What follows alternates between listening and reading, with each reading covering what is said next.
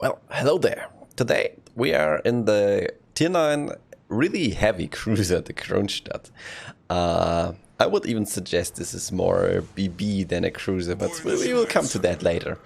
The Kronshtadt was back in the day a free XP ship that you could get for 750k free XP, which is definitely easier or lower than the actual amount of free XP ships with Wargaming announcing 2 million free XP for the small end. 750k is definitely easier to obtain these days than it was back in the day.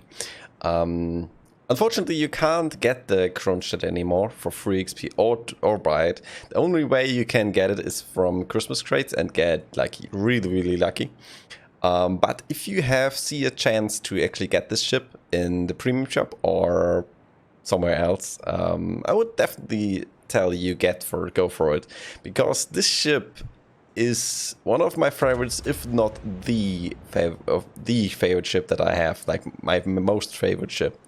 And that comes down mainly to the guns, because the guns are just good. They have some punch. If anybody shows you broadside, you can punish him. That's why I also started this game off with AP. Because you want to play the ship mostly like a battleship. You have the chance or the way to go for defensive AA in the ship. But I play the ship, as I said, more like a battleship, and I would suggest you do the same. That's why I'm using the spotter plane to get sometimes to those situations where you can, use a spotter plane and punch someone behind an island, or get an elevated view so you can shoot at someone earlier behind an island, but before he comes around the corner, usually the spotter plane helps me more than defensive AA. Also these days I think defensive AA lost a lot of its value, so I think spotter plane is the way to go. We're pushing towards the A cap, the start of this game. Let's see if there will be some DDs. I don't think there are. We're not getting detected, so let's actually slip into this cap. It was actually a little bit dangerous to go like this, but I felt confident, especially since so many of my friendly ships are behind me.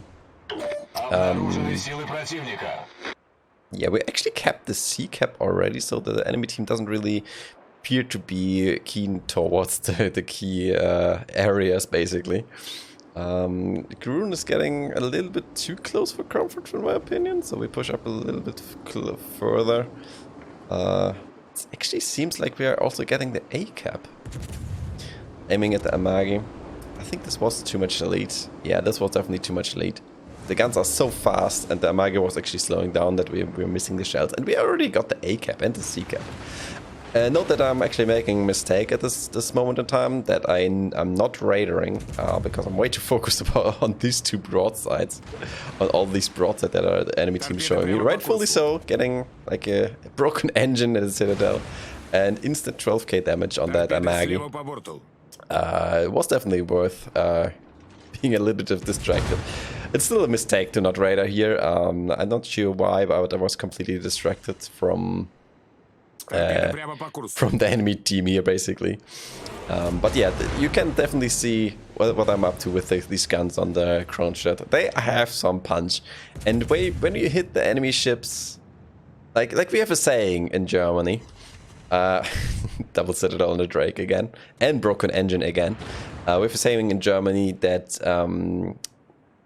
basically it roughly translates: where those guns land, there's nothing. There won't be any grass growing there, and basically that's what happens. You shoot, and when you hit the targets where you want them, there's nothing that will grow there at that point. Still good raider. I'm not doing it because I'm way too distracted still. Do as I say, not as I do. So yeah, we should have raided at this point. There are even more tops coming. I want to get to the broadside of that Prince Eugen. I think he's turning in too much, and this is not enough lead. I think he's too fast. Yeah, Amagi is soon to going down already. That will be the first blood of my team. At least I think he just was so low. We're pushing now towards the B cap, of course. Our team like pulled out of C because they were outnumbered by the enemy there. So we definitely want to push up since we basically secured A at this point. Our team lemming kind hard to A, so we want to mitigate that by pushing towards B and like helping them out there. Let's see if we can do something against that broadside Lennon there. And I think we can, because he was showing broadside, and yeah, you don't show broadside to the Kronshtadt. Only 5k this time. And he turned in a little bit more. Let's see what this volley gets us. These guns are just awesome. Sometimes you get those really trolley volleys where you get bad dispersion, but not this time. 24k at almost 16 kilometers. Yeah, this surely deserves a label as a cruiser. But yeah, that's why you'd want to play this ship like a battleship. It's like, but don't get fooled by yourself. You can't show broadside in this ship. It's basically, it's kind of the same playstyle as the Moskva, with the difference that you can't tank as well bow in. The Moskva has a little bit better armor scheme than the Kronshtadt has. On the other hand, the Kronshtadt is a little bit more maneuverable, I think.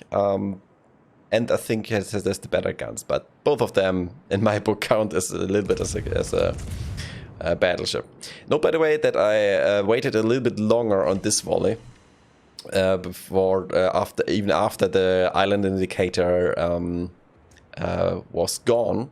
That's because the island indicator, actually, like the little island you see next to your aiming circle, is calculating if your shells are hitting the island or not, according to the middle of your ship.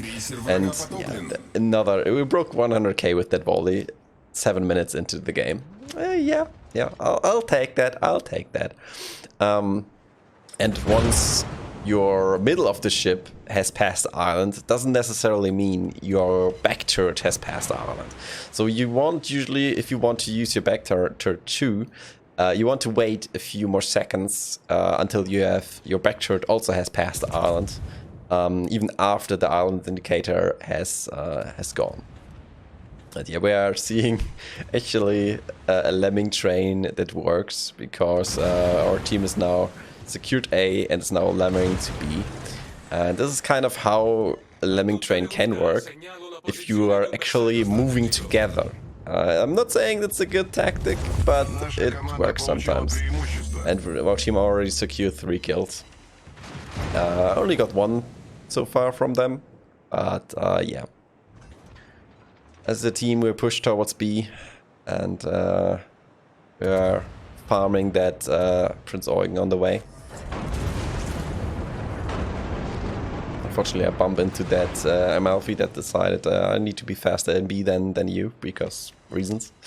Unfortunately, the Prince Eugen is not showing us too much broadside, and we get some of the trolley volleys that I told you earlier about. Like, sometimes you get really bad dispersion in these with these guns, but on the other hand, like as I said, if you hit those shells, they still do damage. And yeah, even though you sometimes get bad volleys, you sometimes get those really awesome volleys. I wait a little bit here until the Nelson's turning in, because I was suspecting me turning in, him seeing all our team there, even the DD, so he wants to evade the torpedoes. And we even get a citadel on that angle, showing you even more how good the pen is on these guns. Like we are like stomping this enemy team right now. That's why I'm not afraid to push in even more, and securing the kill on the Nelson. However, for some reason, thinks he can beat our entire team alone, so he pushes in on his own. I don't know why, but I don't care. He pushes in and shows up broadside, so why not? Go in, gets maybe more citadels, but no, that was again a little bit of a trolley volley. Like, my shells landed higher than where I aimed. My picture definitely gets better dispersion, and yeah, there's 3 pens. One of them is a citadel, and we unlocked the Confederate already 10 minutes into the game. So yeah, someone said hello to the St. Louis. He gets devastated by Richelieu. And Iowa, even though he just took a citadel from us, still shows us broadside. I don't know why. But that is our third kill of the game. Lenin is trying to hide behind the islands. But I don't think that will help him too much. At this point, we're already up to 940 points. And yeah, I don't think there's a way the enemy team can win. I kind of want to get my Kraken, but yeah, the enemy team just dies too quickly, and we are even killing that guy. So we are up to 4 kills. 4 kills, a lot of damage actually for the amount of battle time we had, like 166k damage, 11k XP. By the way, I apologize for these screenshots. They are taken from my Twitch stream because I forgot to make screenshots while in the game. This is a little fault on the Wargaming replay system. You can't take, the battle results after the fact that you played the game. You can only, like, once you leave the game after you played the game, the battle results basically are gone. So we are at the top of the score with 4 kills, 2,291 base XP, which is definitely good for the amount of the game time we played. 10 citadels actually. That will show you what I mean with playing this guy as a cruiser. And yeah, I hope you liked this commentary that I did. And yeah, I see you next time, captains. Maybe on my Twitch stream. All the links will be down in the description as usual. And have a great rest of your day, guys. And I see you next time. Bye.